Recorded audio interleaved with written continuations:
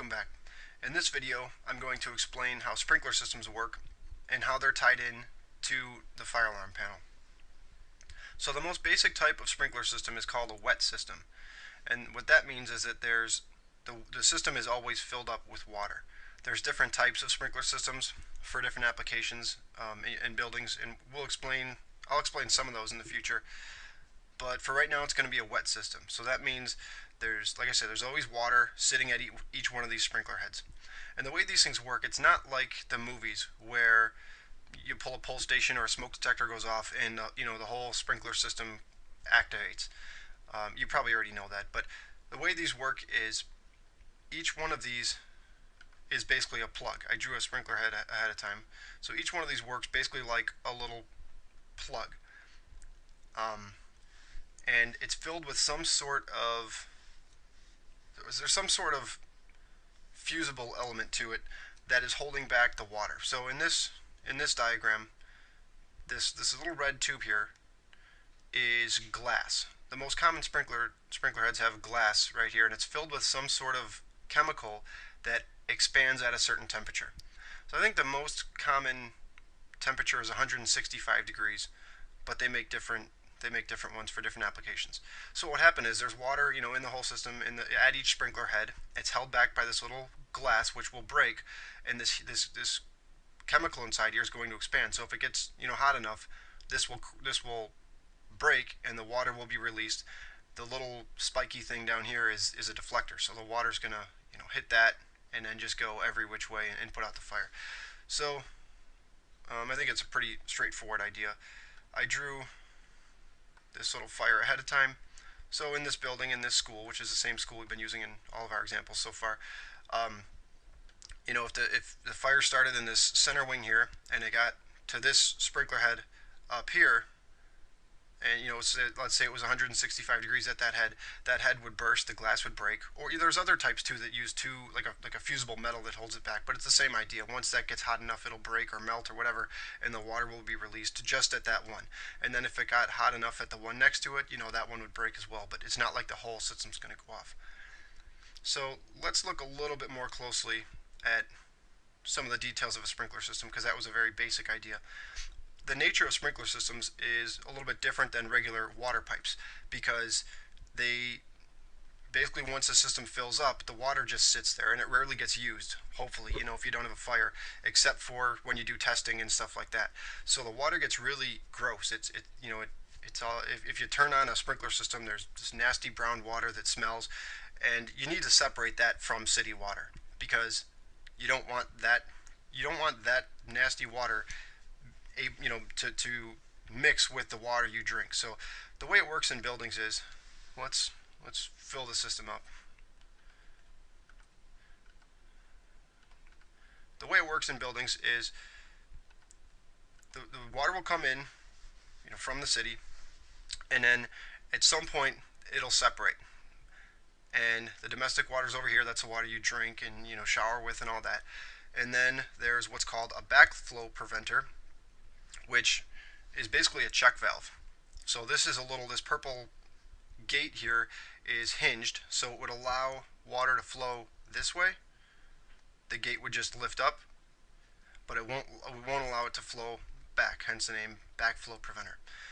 If you remember when we did diodes, when I explained diodes, I used that same concept of a check valve. This was the picture that we used when we did diodes. And then the idea here is that current can flow. The diode allows current to flow in this direction, the light bulb's on, but if this were reversed, negative and positive, current would not be able to flow in the opposite direction. And this works the same way with water. I think that's an easy enough idea. So, what do we have to worry about? What does this have to do with the fire alarm system? Well, there's any type of water system, you need to have shutoff valves, right? And in your house, if somebody shut off your water, you'd know it, because you use water every day. You go to turn on the water, you got no water, you're like, oh, there's a problem. We know we need to fix this. Well, with a sprinkler system, would you really know if someone shut off one of these valves right here? There's always at least two valves. There's always one on each side of the backflow preventer, so that when you have to replace it or whatever, you can shut off the water. Well, if somebody had shut this off and this system was not full, there was no water in the system, or even if there were water in it, once a sprinkler head broke, if one of these valves was shut, you'd only have the water available in the system, and once that was gone, then, well, first of all, there'd be no pressure. Second of all, you wouldn't have enough to put out the fire. So the idea is you have to know when someone's shutting off these valves. So I'm going to show you in the next few minutes how this is tied in. There's little devices that monitor these shut-off valves so that if one of them is activated, if this is shut, it's going to cause a condition on the fire alarm panel to let you know there's a problem. And then the other way it's tied in is if water's actually flowing, if there's a fire, once the system's filled up and all the sprinkler heads are in place, it's a sealed system, no water's flowing. That water's just sitting there. But if one of those heads burst and water started to flow, you need to know that as well. And they have a device that's called a water flow switch, which is just basically a paddle. Like this is my water flow switch right here on the left. And there's a little box where your electrical connections are hooked up, where it's hooked up to the fire alarm panel. And then inside the pipe, there's a paddle. And so when water starts flowing this way, it hits that paddle and pushes it up.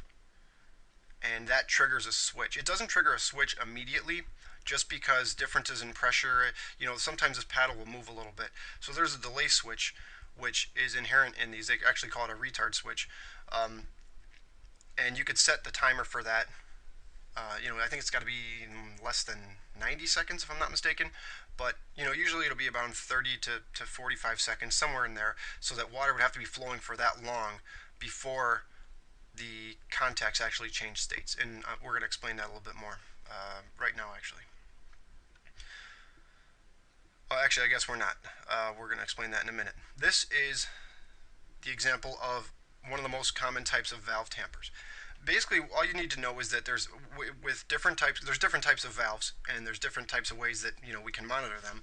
But the idea is, just like there's a set of contacts on there, just like there were alarm contacts and trouble contacts on our panel. They're called valve tamper switches. Are just a set of contacts that are going to change states when the valve closes. And depending on the type of valve, there's different ways that mechanically that happens. But the idea is pretty simple. This type of valve is an OS and Y. It's an outside stem and yoke. So the brown thing right here is the stem. And when you shut this valve, if you were to turn this wheel, this stem would start to go down.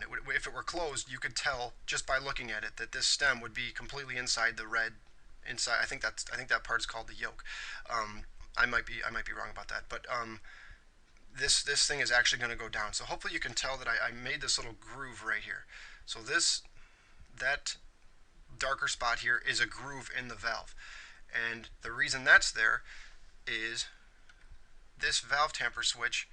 Hold on one second. This valve tamper switch has a little lever on it. It's got a little arm that'll go, back and forth.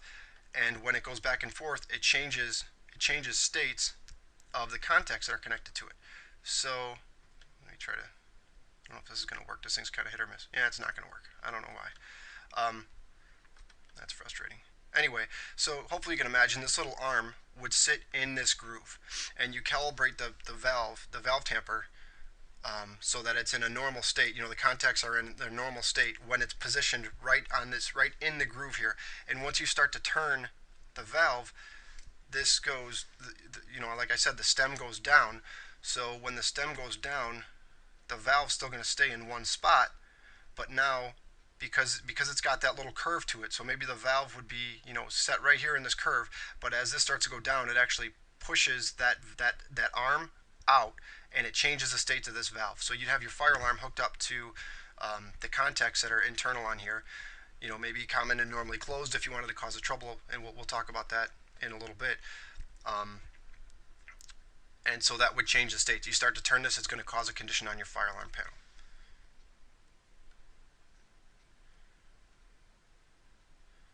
Okay, so there's kind of a lot going on here. And actually, I'm looking at my timer. I think I'm going to stop that video there, and I'm going to pick up here in the next one. So I'll see you in the next video.